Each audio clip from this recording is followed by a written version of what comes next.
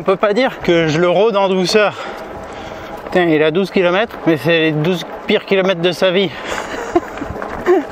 C'est pas sympa ça, j'avoue. Alors là, très belle piste qui serait néanmoins tape-cul sans suspension arrière. Enfin, sans exagérer, hein, c'est largement faisable avec n'importe quel VTT, mais je veux dire, on a quand même plus de confort là. Ouh. Ça, j'avais mal aux côtes, enfin d'un côté. Je sais pas ce que j'ai foutu, mais j'ai une douleur à un endroit bien précis, des muscles intercostaux là, depuis plusieurs jours. Là, ça m'a pas arrangé de forcer dans cette montée. Mais bon, voilà, là, ça cruise tranquille. Magnifique. Donc ça permet de prendre de l'altitude sur des terrains qui pourront se montrer difficiles. Je vais probablement tester d'autres vélos assistance électrique à pneus normaux, on va dire. Donc ouais, pneus VTT plus fins. Et je pourrais comparer un peu, mais les pneus larges donnent vraiment plus de sécurité sur des terrains instables. Sable, boue, neige, enfin voilà, tout ce qu'on peut avoir, aiguilles de pin, feuilles. Tout ce qui pourrait être vraiment souple et nous faire nous casser la gueule. Après, c'est plus pertinent en descente. En montée, on a le temps de voir, d'éviter, de se préparer, et puis on tombe de moins vite. Mais en descente, si on a plus de portance et qu'on n'a pas le temps d'éviter une flaque de boue ou des trucs comme ça, j'ai pas encore testé vraiment. J'ai testé des petites flaques un peu sablonneuses. C'était comme si de rien n'était. Mais bon, ça me paraît logique. J'ai vu un gars, la vidéo n'était pas de bonne qualité, mais il testait sur de la neige aussi, le cruiser. Ça avait l'air d'y aller tranquille. Enfin, je dis pas 1 mètre de poudreuse, hein, mais une neige plus ou moins damée, ou peut-être même pas trop. Enfin, en tout cas, avec quelques centimètres de fraîche, ça avait l'air de bien gérer. Bon, ça m'a permis de voir que le niveau de puissance, il donne pas. Alors ça, c'est un truc qu'on peut régler justement. Si on dit, voilà, niveau 5, je veux que tu me donnes toute la puissance. Là, il me donne pas toute la puissance si je force pas spécialement.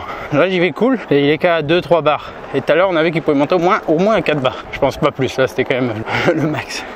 Pour revenir sur les pneus, si vous cherchez des pneus plus gros, je ne crois pas que vous en trouverez sur le marché des fat bikes. C'est les plus gros pneus qu'il y a, 26 par 4,8 en largeur, en tout cas je parle. Le cruiser était en 26 par 4, c'était déjà imposant. Faut croire que je m'y suis fait, puisque maintenant quand celui-là il est à côté, je vois la différence de 0,8 pouces.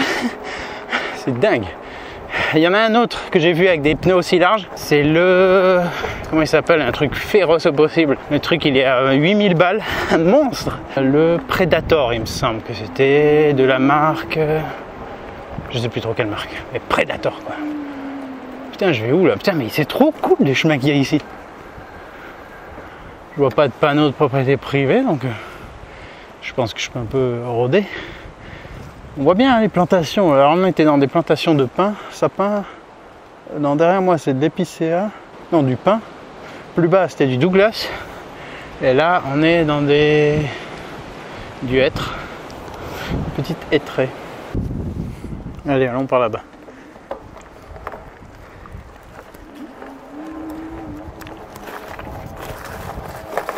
Wow. Ah bah tiens, putain, typiquement. Alors là, une vieille flaque qui m'a fait partir en travers, flaque de boue. Bah juste il s'est remis quoi. C'est sûr qu'avec des roues plus minces on s'enfonce direct. Ah, c'est space. Faut pas venir un jour de brouillard. Putain, comme c'est sombre là-bas dedans.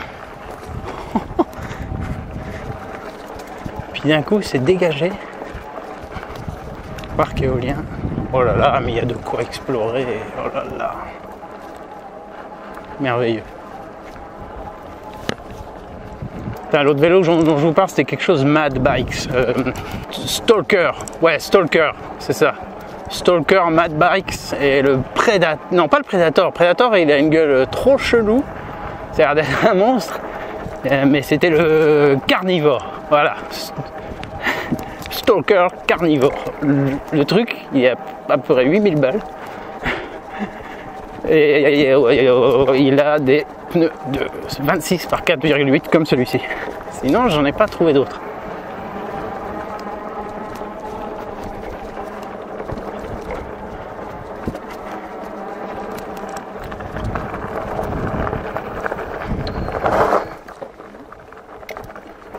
Tiens, il y a des croisements comme ça. Ça donne un... Ah mais je vais... Attends, faut pas que je me perde non plus. C'est bien beau de faire le baladeur.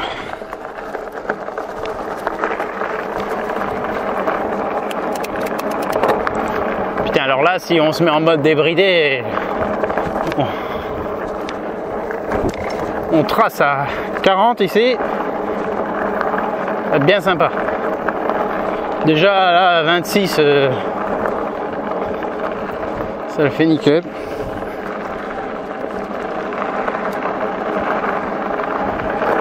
Ah, ça joue d'idée. Ouais, truc de gravier un peu souple pour éviter une branche. Franchement, ouais, c'est bien sécurisant si vous n'êtes pas non plus VTTiste aguerri et que vous voulez un truc pour aller partout, et puis vous êtes voilà, besoin d'être un peu plus rassuré. Les fat bikes, c'est cool. Oh, bon, sachant que ça existe aussi en version pas électrique, bien sûr. Un portail. On arrive chez quelqu'un. Oui. Ah, il y en a, ils vivent planqués.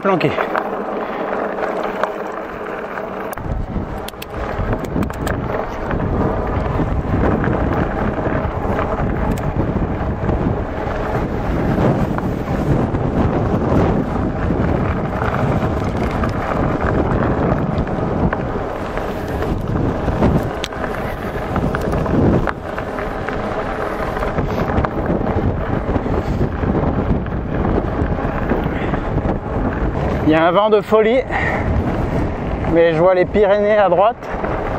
C'est un peu voilé, mais ouais, Pyrénées à droite. À gauche, champ d'éoliennes, et derrière, il y a le pic de Nord, le point le plus élevé de l'Aude. Waouh. Ouais, vous voyez là-bas l'antenne, on dirait la fusée de Tintin.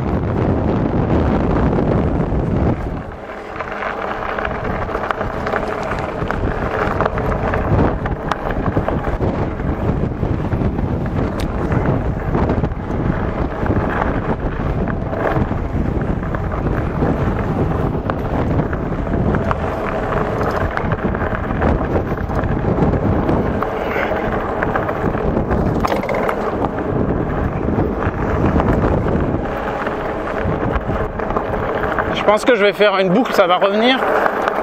Ouais, si je tourne à droite, ça va revenir. Je devrais croiser les randonneurs que j'ai vus tout à l'heure.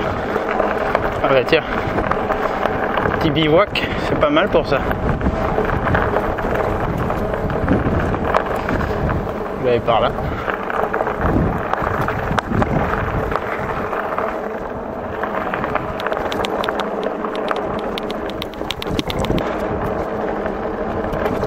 Ah, c'est kiffant, putain, c'est trop stylé.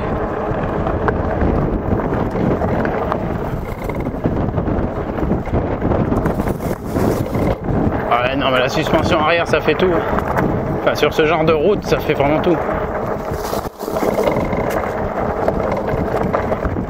Voilà, il est fait pour ça, en fait, lui.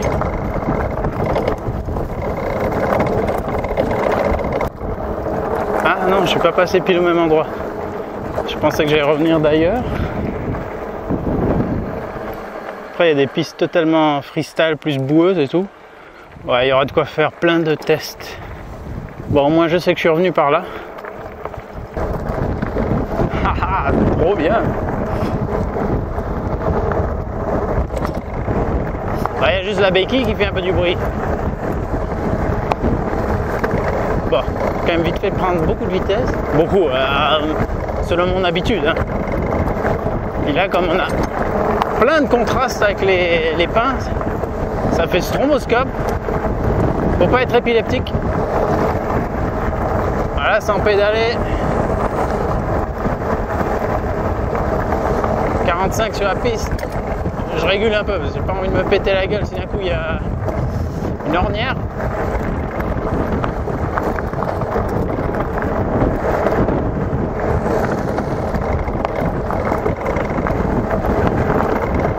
J'ai pas l'impression d'avoir monté tout ça. Voilà le croisement.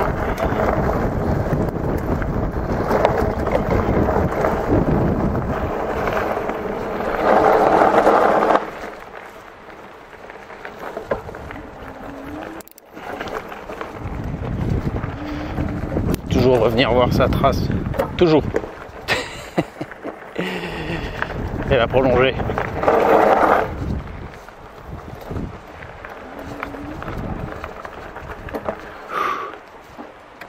Bon, 16,8 km. Je vais rentrer. Ouais, putain, le temps passe vite hein, quand on fait le fou dans la forêt. Enfin, la forêt, dans tous les pays. Putain, il y a tous les paysages ici, c'est ça qui est cool. Je vais supprimer l'assistance. Et je vais redescendre dans la forêt. Voilà, plein de pommes de pin et tout. Ça c'est oula, la grosse flaque dont j'ai pas envie de faire un plongeon dedans. C'est parce que après si j'ai fait trempette et que j'ai que de la descente pour rentrer, je vais me les geler. J'ai pas non plus un pull de laine de rechange. Voilà, là tout droit c'était là où j'étais venu tout à l'heure. Est-ce que je redescends? Non, je vais repartir par la droite. C'est la descente pour tester les freins. Bon, de toute façon, c'est un peu tout le long ici pour tester les freins. On teste tout là.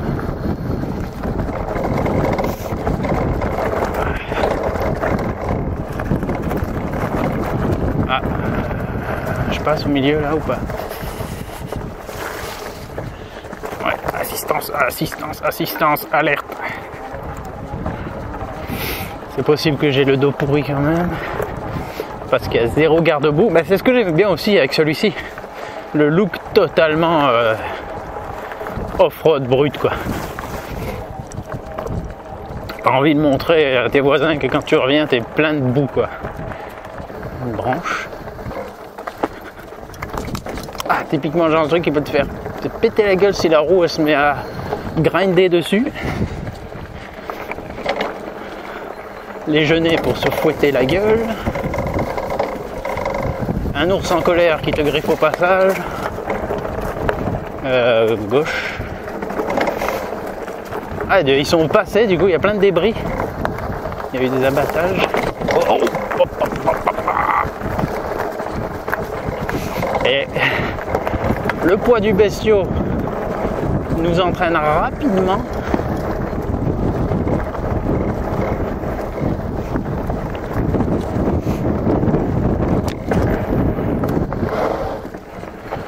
Ah ouais, ça c'était aussi une bonne descente. Je la testerai peut-être à l'occasion en montée.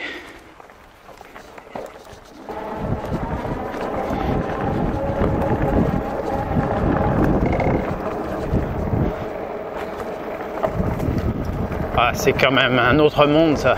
Toute l'assistance qu'il faut pour monter. Je vous dis, je serais jamais venu ici en VTT. Enfin, j'ai pas la condition pour, j'ai pas forcément envie de me crever, je fais pas assez souvent, j'ai pas l'endurance. Et là, on change encore de versant. Ici, c'est des chaînes pubescents. Tout autre style. Voilà, ça me permet de monter au sommet de l'Aude et après de profiter de la descente quoi. Plutôt que de monter avec un pick-up ou un fourgon, de faire la descente et puis d'avoir un collègue qui nous remonte. Il y en a plein qui font ça. Ça c'était avant les vélos à assistance électrique. Ah, franchement c'est trop cool, on peut même prévoir de faire des treks. De quoi bivouaquer quelque part, recharger un coup si besoin.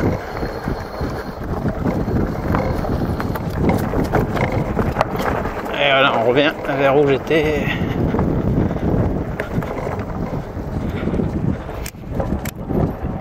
D'après la fiche technique, ça disait 96 à 100 km d'autonomie.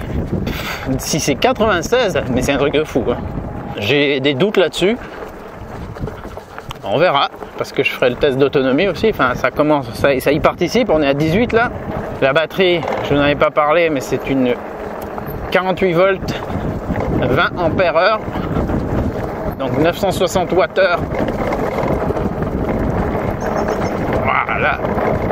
Voilà, c'est la différence avec le cruiser. Oh putain, j'avais pas vu leur dire. Comme ils sont venus avec les, je sais plus comment ils s'appellent, ces engins qui tirent les grumes hors de la forêt avec les câbles. Et ils se sont mis à plusieurs endroits. Et ça fait des zones comme des espèces de caniveaux quoi. Ah, c'est bien la béquille qui fait ce bruit. Ah, ça fait ça là. Et quand en fait cette piste je vais commencer à la connaître, mais elle sera changeante, constamment changeante en fonction des intempéries, des véhicules, des abattages, tout ce qui s'est passé dessus. Je ne vais pas prendre trop de vitesse non plus. Ouais putain, mais je suis sur les... Ouais, là par exemple là c'est bon pour les côtes ça. Ah ouais, attends, tous les 2 mètres il y a... Oh là.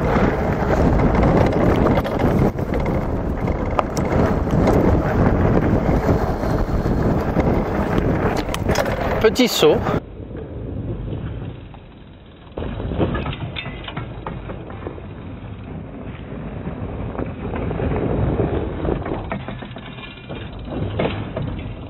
Petit jump. Ouais, c'est cool. Putain, ça amortit bien. Alors c'est pas un vélo downhill, hein, c'est pas... Mais dès qu'on a des petits sauts comme ça, à part ce bruit de béquille pourri, c'est stylé.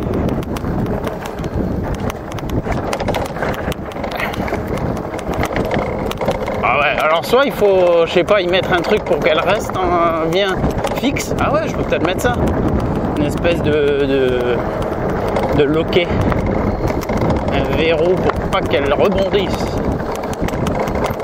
Bon, mollo quand même, parce que justement, comme c'est un joli petit terrain de jeu, ça se trouve, il y a des 4x4 qui viennent s'exciter aussi, dans l'autre sens, ou motocross, ou d'autres vélos à assistance électrique. Voilà, on va retomber sur la route. Et là, je pense qu'il va assez me faire tracer. Allez, c'est parti.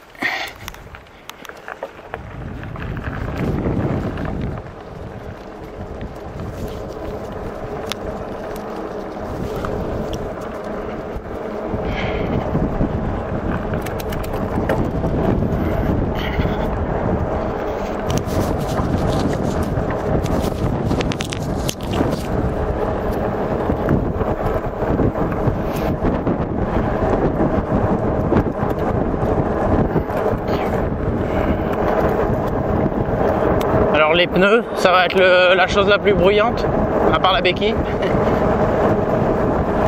Le moteur me semble un peu moins bruyant que le cruiser, celui du cruiser.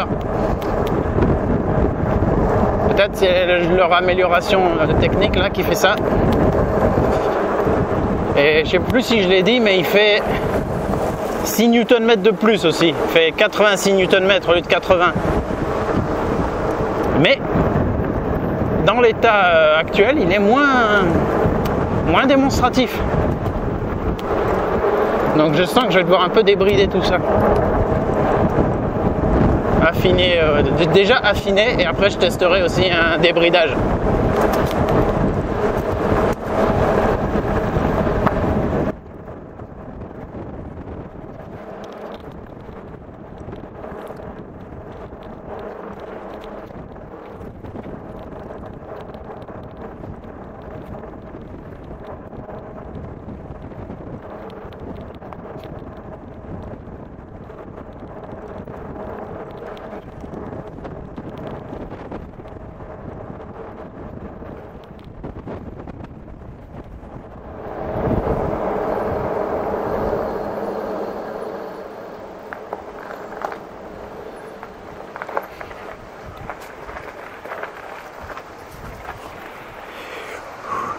Combien de temps je tiens là? J'ai gagné un truc si je reste plus de 10 minutes. Ça aussi, les gros pneus, ça aide. Ah, trop mauvais. Ouh. Bon.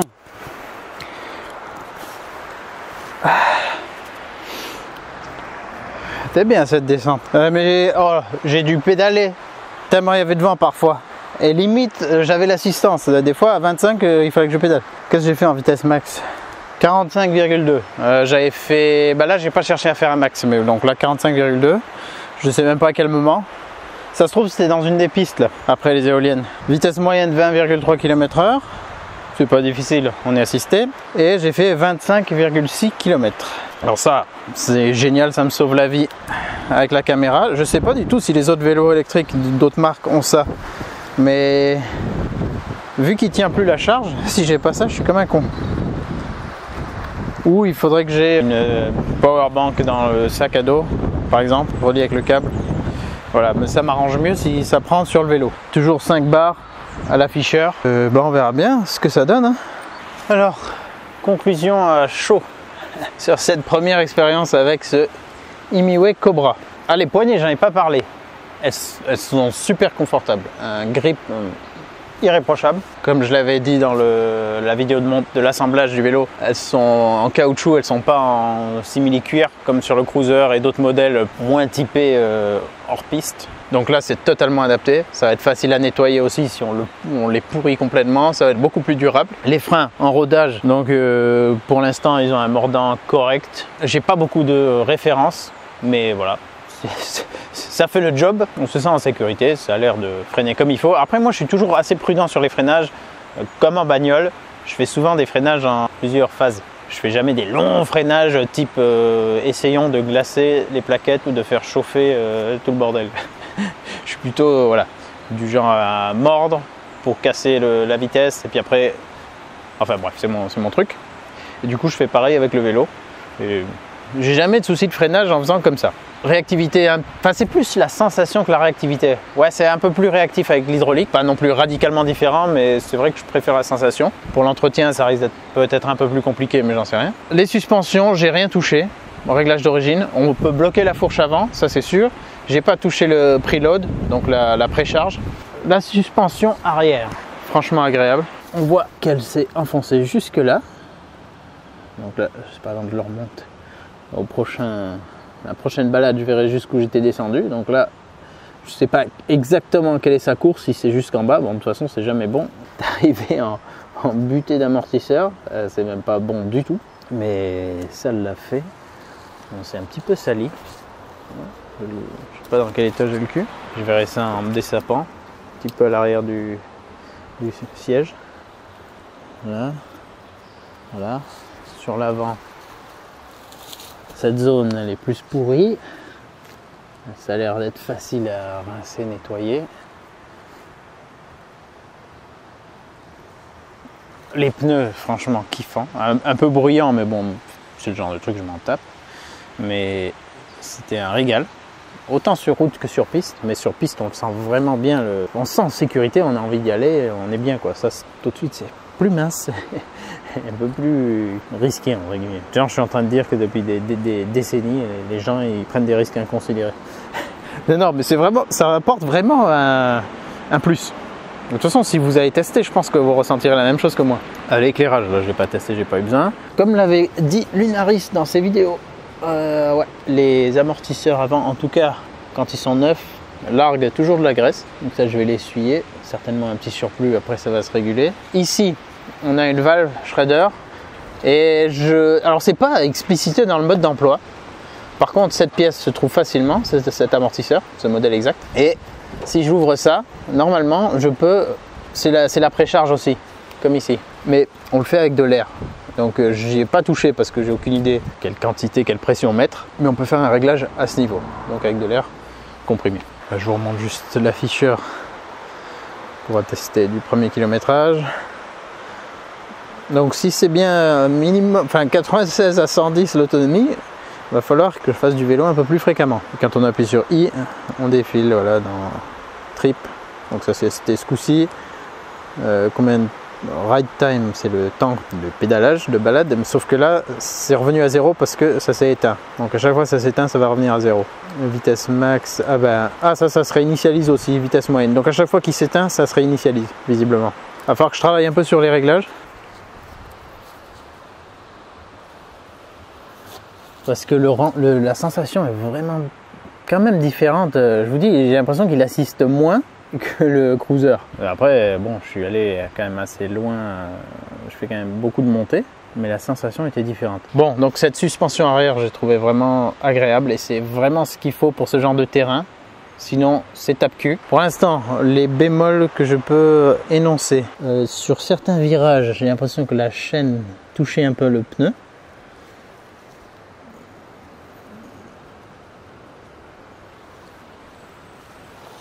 Mais vite fait, hein. Mais comme on a des pneus très larges, voilà, ça passe pas loin. Et c'est la béquille, vraiment, je trouve le point négatif.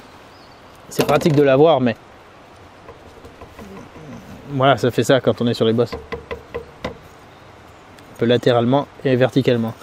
Donc il faudrait que je prenne un bout de câble et que je l'attache ici, là, au disque. Ce serait bien comme ça, on ne bougerait plus. Alors je sais pas trop qu'est-ce qu'on pourrait faire, mais soit l'enlever, bon si on veut l'enlever, on enlève ça et on la vire. Ou soit, je ne sais pas trop quoi. Mais ouais, c'est le truc on va dire générique qui a été monté là-dessus alors qu'elle n'est pas vraiment prête à encaisser les pistes sur lesquelles on va aller. La selle, je l'ai trouvé bien. Alors, au début, quand je l'ai installée, vous voyez, il y a une mobilité là. Je me suis dit merde, ça va être chiant ça. Mais en fait, quand on est assis dessus, ça fait plus ça. Enfin, je ne l'ai pas ressenti en tout cas. Je n'ai pas fait d'autres réglages. Donc la position pour moi était plus familière par rapport à mon VTT classique sans assistance électrique que sur le cruiser qui était une position plus droite. Vraiment, ouais, plus balade, plus urbaine. Alors qu'il a quand même des aptitudes tout terrain. Tout terrain, plus que tout chemin parce que on peut vraiment aller sur des terrains, du sable, de la neige, de la boue, des trucs, pas juste des chemins quoi. Avec ses gros pneus, il ira. Et l'assistance, ça va le faire. Et puis après là, on a un amortissement qu'on ressent quand on met le poids dessus, qui est agréable en complément de la suspension. Donc là, je vous ai donné mon avis, mais c'est subjectif quand même, parce que j'ai pas assez de comparaison. J'ai qu'une comparaison avec un autre vélo de cette même marque et qui en plus pas tout suspendu. Celui-ci il est complètement suspendu, l'autre il n'y a que la suspension avant. Il faudrait que j'en teste un autre suspendu pour voir déjà si je ressens des différences radicales.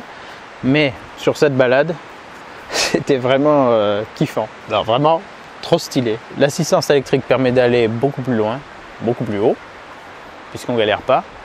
La descente, bon, c'est un régal, mais ouais, ça donne une amplitude mais géniale pour aller explorer des endroits où je ne serais pas allé explorer. Donc vraiment un gros kiff. Le look, je l'adore, mais ça c'est pareil, c'est que mon goût personnel. Je le trouve bien équilibré en look. Les énormes pneus, ça en jette quand même. Et c'est un modèle, je pense, il est cher. Ça, c'est sûr que c'est cher. Le prix d'une bagnole, pour moi, ça c'est le prix d'une bagnole. 2600. Alors là, en ce moment, je filme ça début mars. Je vois que sur leur site, pour le mois de mars, ils ont des promos minimum 100 € et je crois jusqu'à 300 €. Donc à voir. Et pareil, ce genre de truc, si on veut investir mais qu'on est un peu limite, il vaut mieux attendre des périodes où ils font des soldes et des promos comme ça. Moi, j'ai juste un code promo à fournir qui est de 50 €. S'il n'y avait vraiment aucun autre code promo. Mais sinon, voilà. De toute façon, je vous mets le lien dans la description. Regardez sur la page produit et s'il y a une promo intéressante, ça peut valoir le coup. Quand je regarde par rapport à la concurrence de fat bike suspendu, avec cette puissance, ce couple, ça me semble être à peu près dans les bons prix quoi. Enfin dans les bons prix, dans les prix du marché. Ça se trouve ils se sont tous mis d'accord pour faire des trucs très chers, je ne sais pas, mais ça a l'air d'être à peu près ça. En tout cas, c'est en faisant qu'on fait. Ouais, ça me plaît bien quand même. Je pensais pas tester des vélos, mais en fait j'ai toujours aimé faire du vélo. Et là, dans un endroit avec autant de relief que chez moi, ça me permet d'explorer et là j'ai encore découvert de nouvelles parties de la montagne et c'est un plaisir de les partager avec vous, donc j'espère que vous appréciez. Je vous dis à bientôt pour la suite et on fera bien sûr test d'autonomie aussi et puis on testera aussi de le débrider complètement, voir un peu ce que ça donne. Allez, à très bientôt et soyez quand même prudents parce que plus on va vite et plus on peut se faire mal. Donc bon, un casque minimum, un casque normal et puis un casque intégral c'est encore mieux. Ah, puis on peut mettre une gourde. On n'a pas parlé de mettre la gourde.